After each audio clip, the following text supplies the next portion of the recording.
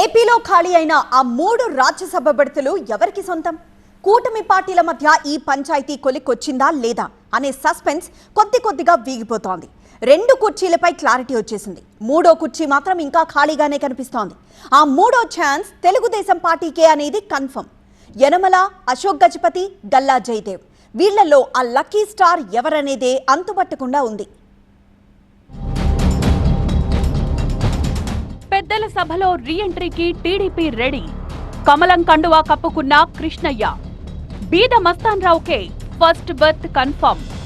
రెండో అభ్యర్థిపై కూటమిలో suspense.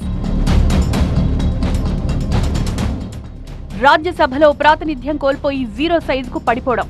Party ఆవిర్భావం తర్వాత గతంలో ఎన్నడూ లేని ఈ పరాభవం నుంచి తేరుకోబోతోంది తెలుగుదేశం పార్టీ. 2019లో భారీ మెజార్టీతో అధికారం చేపట్టిన వైసీపీ తనకున్న సంఖ్యాబలంతో రాజ్యసభలో అన్ని స్థానాలను కైవసం చేసుకుంది.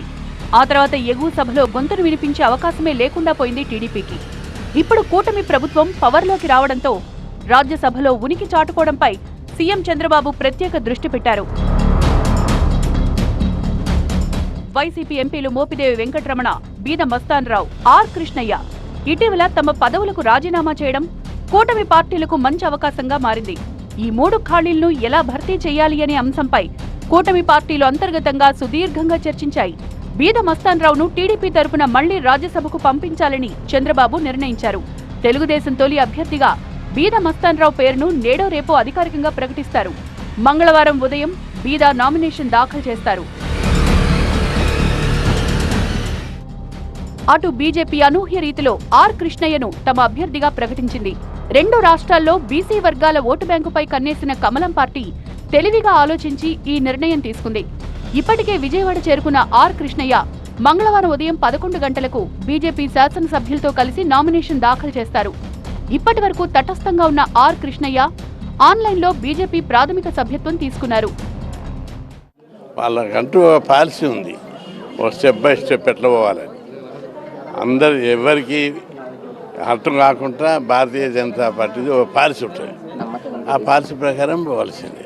అన్ని దశల వారిగా బీజేపీ పార్టీ ఈ పేరు అంత్యోదయ అంటే అట్టడుగునున్నటువంటి వారిని అభివృద్ధి చేయడం బీజేపీ యొక్క అంతిమ లక్ష్యం. ఆ దిశగా పార్టీ చర్యలు ఉంటాయని చెప్పి దేశవ్యాప్తంగా బీసీలని భారతీయ జనతా పార్టీ ఏ విధంగా ముందుంచుతుంది అని చెప్పడానికి ఇది ఒక నిదర్శనం మాత్రమే.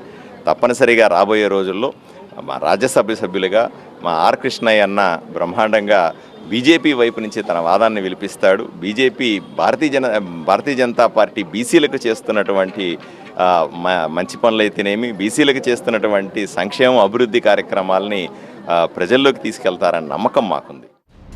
ఇక మిగిలింది మోపిదేవి వెంకటరమణ ఖాళీ చేసిన 3వ బెర్త్. దీనిపైనే సస్పెన్స్ కొనసాగుతోంది.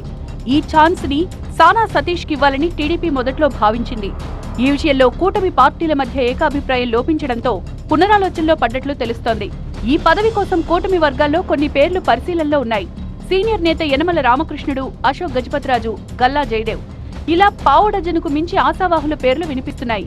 నామినేషన్ గడువు ముంచుకొస్తుండటంతో పెద్దల సభలో 3rd బర్త్ కోసం చంద్రబాబు దగ్గర లాబింగ్ జోరుగా జరుగుతోంది.